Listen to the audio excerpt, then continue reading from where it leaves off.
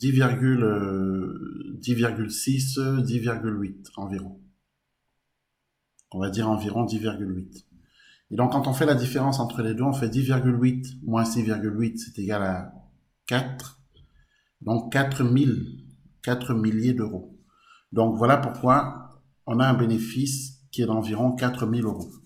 Hein, et on va le trouver comme ça en faisant la différence des ordonnées. Donc, 10,8 fois 1000 moins 6,8 fois 1000. Quatrième question. Écrire B de Q en fonction de Q. Alors, B de Q est égal à R de Q moins C de Q. On remplace, hein, c'est 200 Q moins, entre parenthèses, 0,08 Q au cube moins 6,4 Q au carré plus 200 Q plus 2000. On ferme la parenthèse. On développe tout ça et puis on trouve moins 0,08 Q au cube plus 6,4 Q carré moins 2000. Ensuite, on nous demande d'étudier les variations de B et de dresser son tableau de variation. Alors, B est une fonction polynôme. B est dérivable sur 0,80 en tant que fonction polynôme. Je rappelle que les fonctions polynômes sont dérivables sur R tout entier. Donc, B est dérivable sur 0,80 puisque 0,80 est inclus dans R. On a donc la dérivée de la fonction B qui est égale à moins 0,24 Q carré plus 12,8 Q. Il faut rechercher le signe de la dérivée. Donc, on peut résoudre l'inéquation B' de Q supérieur ou égal à 0. Donc, on aboutit à cette inéquation. Donc, pour connaître le signe de B' de Q, autrement dit le signe de Q facteur de moins 0,24 Q plus 12,8, il faut faire un tableau de signes. Voilà, le tableau de signes nous permettra justement d'avoir le signe de la fonction dérivée. Donc, on obtient le tableau de signes suivant. Donc, on peut résoudre par exemple moins 0,24 Q plus 12,8 supérieur ou égal à 0, ce qui veut dire que on se demande quand est-ce que moins 0,24 Q plus 12,8 est positif. Ben, c'est positif quand Q est inférieur ou égal à 160 sur 3. Hein, quand on résout cette inéquation, on voit bien que Q, ça nous donne Q inférieur à 160 sur 3.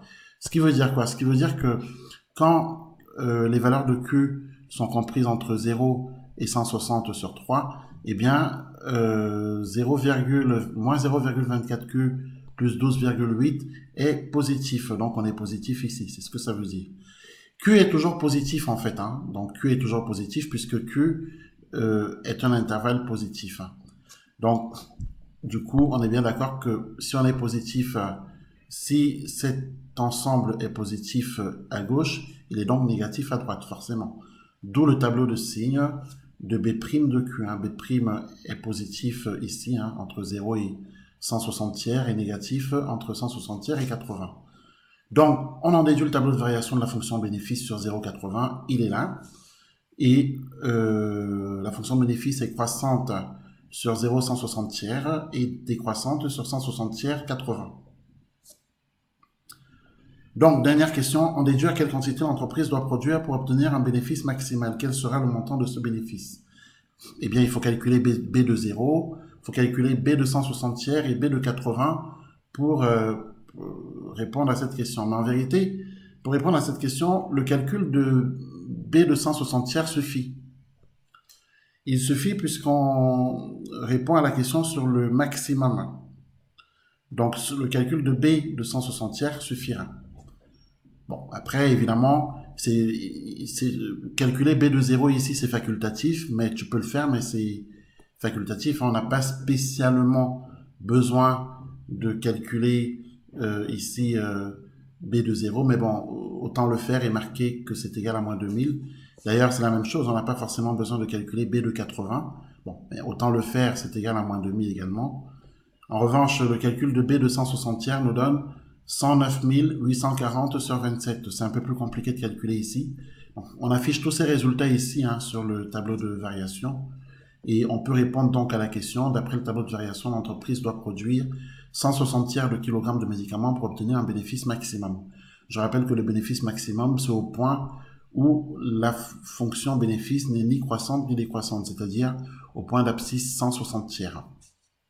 Le bénéfice maximum, c'est donc la valeur, cette valeur. Le bénéfice maximum, c'est cette valeur. Et il est atteint pour cette quantité de produits fabriqués qui correspond à 160 tiers de kilogramme. Donc ça, on peut l'écrire. Le montant de ce bénéfice sera de 109 840 divisé par 27, soit environ 4 068 euros. Ça correspond à peu près aux 4 000 euros qu'on avait trouvé graphiquement ici. Voilà. Je pense que voilà pour l'explication de cet exercice.